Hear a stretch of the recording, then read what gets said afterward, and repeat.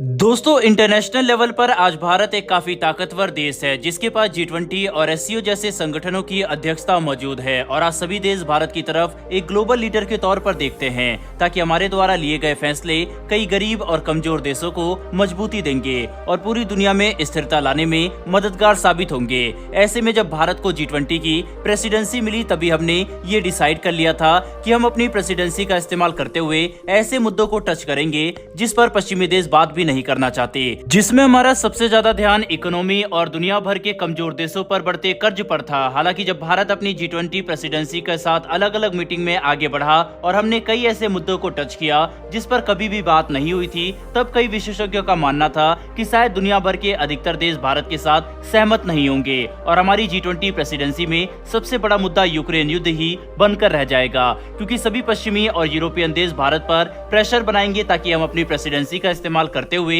रूस और चीन पर दबाव बनाए। लेकिन हाल ही में दिए गए अपने बयान में भारत ने ये बात साफ कर दी है कि हमारी G20 प्रेसिडेंसी 99% सफल साबित हुई है। दरअसल दोस्तों, शनिवार को एक बयान के जरिए भारत ने इस बात का ऐलान किया कि G20 देशों की तरफ से भारत को 99% मुद्दों पर समर्थन मिला है। यानी भारत ने जितने भी मुद्दे उठाए थे उसमें से लगभग सभी मुद्दों पर G20 के देश भारत का समर्थन कर रहे हैं और जो कुछ मुद्दे पर सहमति नहीं बन सकी है वह भारत के कंट्रोल में नहीं है, जैसे कि यूक्रेन युद्ध। हालांकि इस पर भी भारत का कहना है कि सितंबर में होने वाले G20 के मेन इवेंट के दौरान यूक्रेन युद्ध पर भी कोई बड़ा फैसला लिया जा सकता है जिसमें सभी देशों की सहमति होगी ताकि वैश्विक स्थिरता को एक बार फिर से स्थापित किया जा सके और दुनिया सामान्य रूप से फंक्शन कर सके। वहीं आपको ये बात जानकर हैरानी होगी कि भारत ने अपनी G20 प्रेसिडेंसी के दौरान ऐसे मुद्दों को उठाया जो जरूरी तो थे पर उन पर कई देश ध्यान नहीं देना चाहते थे, जैसे कि ग्लोबल साउथ के देशों को रिप्रेजेंटेशन, गरीब देशों पर लगातार बढ़ रहा कर्ज, क्लाइमेट चेंज और वर्ल्ड बैंक जैसे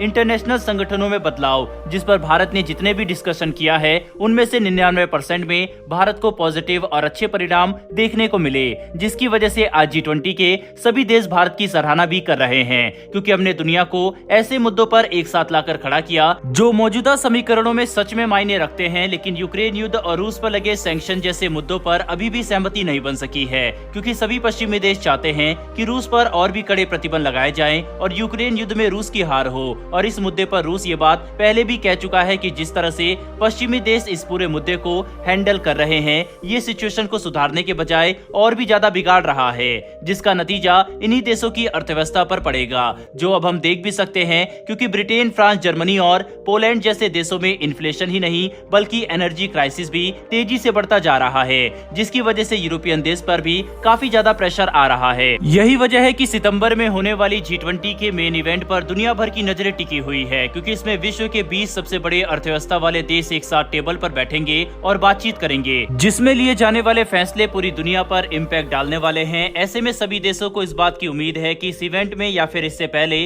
भारत, अमेरिका और रूस के साथ मिलकर यूक्रेन युद्ध पर कोई डिसीजन ले लेगा, ताकि इस इवेंट में सभी देश एकजुटता से ऐसे मुद्दों पर फैसला कर सके जो दुनिया के लिए सच में मायने रखते हैं। कुल मिलाकर समझने की कोशिश करें तो अब ये देखना काफी इंटरेस्टिंग होगा कि G20 के मेन इवेंट में आखिरकार यूक्रेन मामले पर क्या फैसला होता है। इतना ही नहीं बल्कि अपनी G20 प्रेसिडेंसी का इस्तेमाल करते हुए भारत ने अपने एक काफी बड़े जियोपॉलिटिकल गोल को हासिल कर लिया है, क्योंकि हमने अपनी G20 की मीटिंग अरुणाचल प्रदेश और जम्मू कश्मीर दोनों ही क्षेत्रों में आयोजित कराई। इसके बावजूद कि चीन और पाकिस्तान ने भारत के इस कदम का पुरजोर विरोध किया, लेकिन भारत ने इन दोनों ही देशों की एक ना सुनी और अरुणाचल प्रदेश में मीटिंग को सफलतापूर्वक कंडक्ट कराया, जबकि जम्मू कश्मीर में यही मीटिंग मई में कराई जाएगी, जो पाकिस्तान और चीन दोनों के साथ हमारे विवाद में एक गेम चेंजर साबित होगा, क्योंकि जैसे ही G20 देशों के रिप्रेजेंटेटिव और डेलीगेशन जम्मू कश्मीर में कदम रखेंगे, उन्हें ये बात अच्छे से समझ में आ जाएगी कि पाकिस्तान जम्मू कश्मीर की जमीनी हालातों को लेकर जो भी प्रोपेगेंडा चलाता है